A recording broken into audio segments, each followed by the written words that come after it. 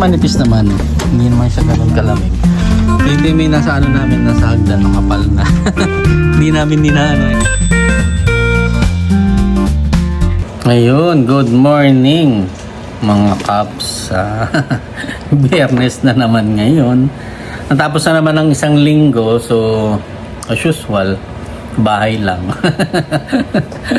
Ayun, siya nga pala, yung thank you nga pala kay Par, kay Gerson. Ayun, kasi kahit pa paano, alam mo yun, tama din, support lang din naman yan eh. Hindi naman porket meron kang mga views, diba, hindi mo papansinin yung iba.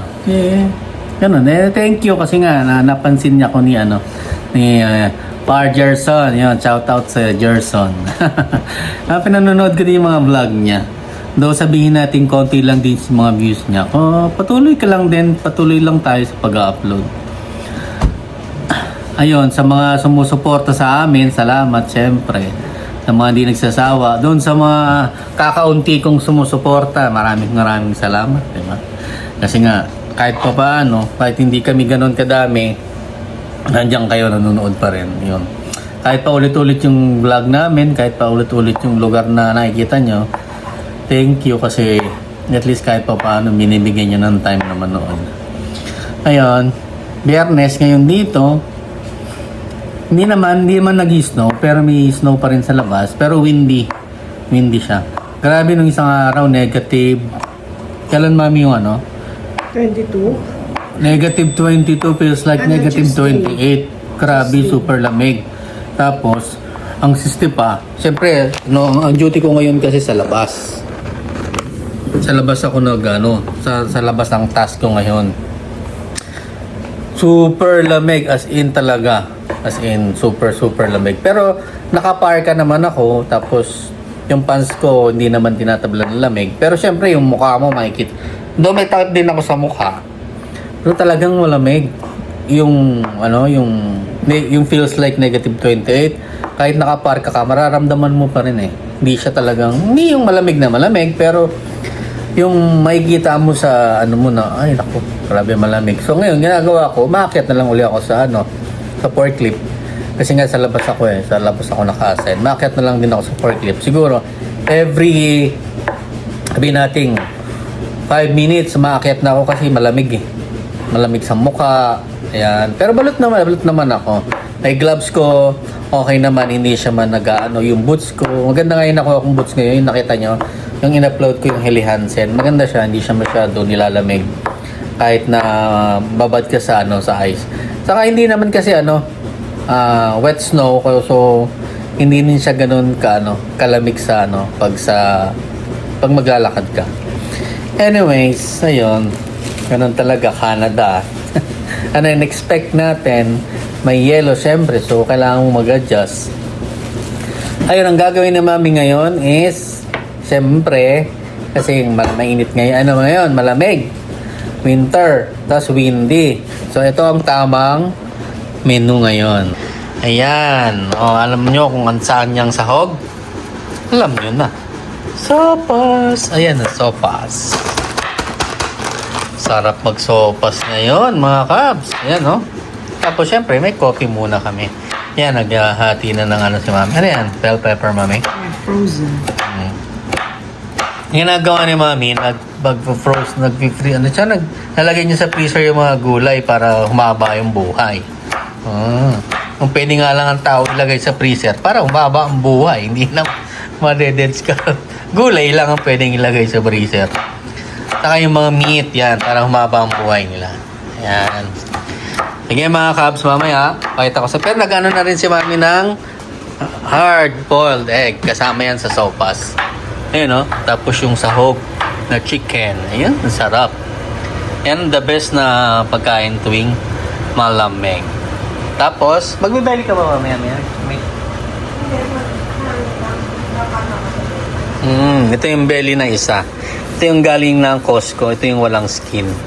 Yata. Yap. Ayan yung walang skin. Haba yan. Pero yung iba pa, meron pa kaming dalawang ganito pa sa Malaki nga, di ba? Ayan. Ayan, mamaya mga Kabs ulit. No, mga kabs, ayun, luto na yung sopas ni Mami. Tingnan nyo naman, ang gandang tingnan, di ba? Ayan, bali naka-ano na kami, prepare na kami.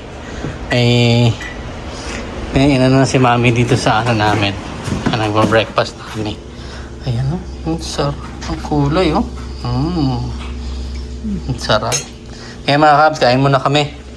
Naglalaban na rin ako eh. Ayan mga kabs, tingnan natin. Taste test.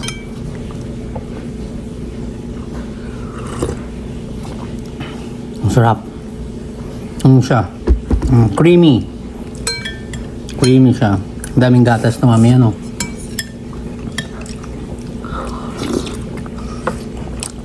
Perfect na perfect sa ano. Sa malamig na panahon, winter season. Kung ang mga kanina dyan may mga soup na potato, kung ano-ano. Ang Pilipino merong sopas. Pag natikman nito, magugustuhan ka nila to. Tingin ko ano, kasi nga may milk. Sarap to. Ano yung mga kabs? Panalo. Kaya mo na kami. Ang ganda tanghali na. Alas 12 na. 12 o'clock na. Dahil winter, lalabas kami. Wala lang. Oh! Yep. Yan, galagay kami ng ano. Lamig. Super. Ha? Ano to?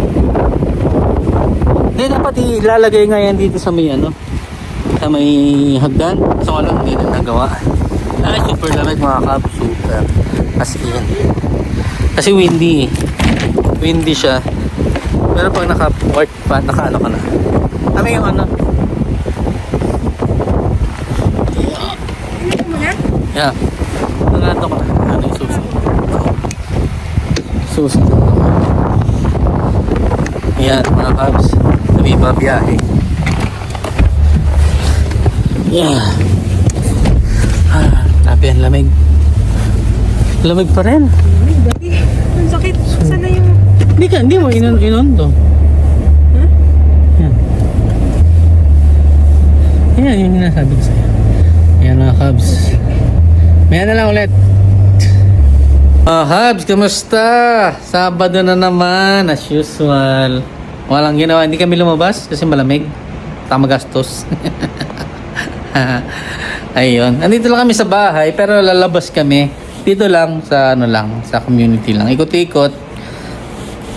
Mga ngapit bahay, makipagkwentuhan para maiba naman. Tapos ano pa ba? Wala namang bago. Yun at yun lang din. Masyadong malamig. Negative 20 eh. Sa labas. Feels like negative 25. Bibiruin nyo gano'ng kalamig yan, diba? Pasilip-silip lang kami sa mga store. Yan. Yung the usual store dito. Huma Hardware. Kaya dun sa Easy Shop. Easy Shop ba yun? Yung Three Sisters sa Co-op Store. Ganun lang, yun lang naman ng store na mapupuntahan mo dito. Tapos kung maglalakad ka naman sa labas, kalamig-lamig. So hindi rin siya okay. Pero ayun. Ayan, kumain na kami. Kinain namin. Breakfast pa lang. Around, kanina pa yun, so medyo busog-busog pa. Pero naman, nagluto naman si Mami ng Shanghai. Lumpiang Shanghai, saka tilapia pa ito. Yun, okay na yun. Anyways, mamaya na lang uli kasi ayaw din namin lumabas sa ibang malagastos. Malanggas. Kaya dito lang as much as possible sa bahay lang para kung ano lang yung mga pagkain dito sa bahay, na lang kainin ng kainin. Mahirap kasi pag lumabas ka na lumabas. Doon sabihin nating relax ka magastos. Siyempre, tipid-tipid. Siguro parating na nga yung snow, kaya Diyan na siya. Pero hindi pa siya ganun kalakas. Unti pa lang. Ayun, mag-alas 3 na linggo. Tapos bukas pasukan na naman. Ano mang mangyayari. Pahirap pa na naman bukas kasi sa labas ako naka-assign ngayon. So, Siyempre, yung lamig, yung snow, yan ako ang lahat ang sasagap. Pero okay lang, ganun talaga eh. Yun ang trabaho eh. Wala namang madaling trabaho, so kailangan pag-anahan mo na lang. Pagtiyagaan mo, siyempre, yan eh. Ganito naman dito sa Canada eh. Siyempre pumunta ka rito para magtrabaho. Kasama na din yun yung may snow. Anyway mga Kabs, ayun. Salamat sa mga patuloy na nanonood dyan sa inyo. Dun sa mga napapadaan at hindi pa kayo nakasubscribe naman, yes. Baka pwede kayong subscribe para dumami naman tayo. Ayan, para mapanood nyo yung mga buhay-buhay dito sa Canada. Sa amin dito kasi kaunti lang. Dito sa Kipling, small town kasi kami nakatira. So, yung the usual day mo lang. Kasi pag, honestly, sa Monday to Friday, yan, busy talaga. Kasi papasok kami ng umaga. Before 6, alis na kami. 6:30 kasi yung start ng work namin. Tapos 5 uwian. Hanggang, makakauwi kami, mag-5, magsi-6 na, 5:30, ganyan. So, syempre, pagod na sa trabaho. So, hindi ka talaga makapag-edit or makapag-vlog man lang. So, usually, pag uwi mo, kakain ka na lang, maya-maya, after 1 hour, 2 hours, napahinga, tulog na kasi papasok ka na naman kinabukasan. So, wala nang time talaga para mag-vlog, para makapag-edit. Kaya, ayun. Kaya kung mapapansin nyo, dun sa mga bago, dun sa mga napapadaan, dun sa mga hindi pa nakasubscribe o kaya dun sa mga hindi pa ako nakikilala. Ako nga pala si Chris Panort. Alam niyo na kung bakit Panort. Na yun lang makikita niyo sa mga vlog ko. Siguro pag yung lumabas, pag pumunta ng ibang town, pag namili, pumunta ng Regina or malapit sa kabilang province, yun doon kayo makakita ng mga bagong vlogs. O kaya kung may gusto kayong i-topic, may gusto kayong tanungin, pwede nyo ako i-message. Yun, at least para magkaroon tayo ng konting kwentuhan. O, ayun. So, mga Kabs, salamat. Thank you. Hello mga Kabs. Kumusta? Magandang gabi. Ayan, bali nag-shovel ako kasi nga puno na yung medyo makapal na. Makita ko sa inyo. Ayan, medyo makapal na. Ay, Naomi eh. Shovel na ako.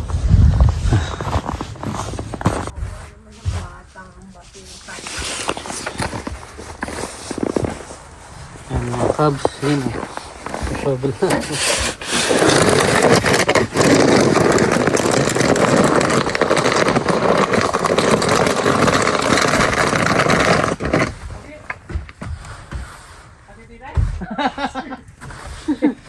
Nagawa ko snowman. Nagawa ko snowman.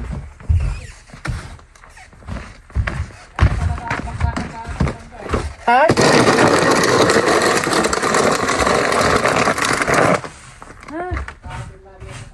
Kaya nga.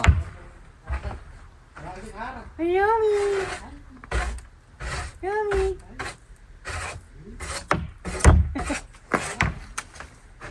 Yeah. Kagandahan, hindi kasi hindi mahangin.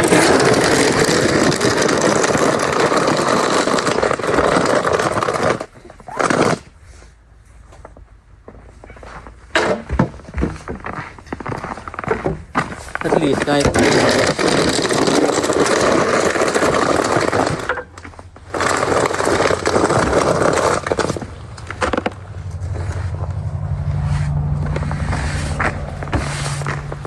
Ako, paano? ito maglalagay na Madidelay. Matawag doon?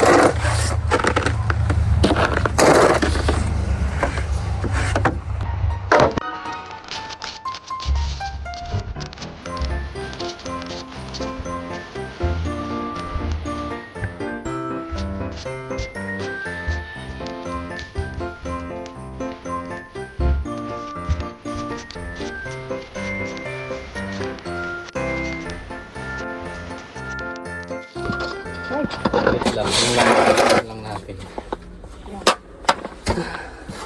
Kaya na to. Okay na mga kabs. Tapos na kami. Ito pa pala sa ilalim. Ayan, dami kaming naipon. Konti pa lang yan. Pero gagawa. Ayun o, ang dami niyan o, haba. Pag nilagay ko yan din lahat, ang taas na yan. Gagawa ako ng snowman eh. Tatry ko. Never pa ako nakatry nun eh. 4. Ha? 4. 4 na? Snowman. Bakit? Ang dami. Dami yan eh. Ayan, sige, mamaya na lang mga kapatay. Bukas na lang uli. Bukas daw kasi mag-snow ng makapal. So, hindi namin sure. Puting-puti na yung paligid. Kita nyo naman. Ayan. Ito yung mga kabs. Magandang gabi.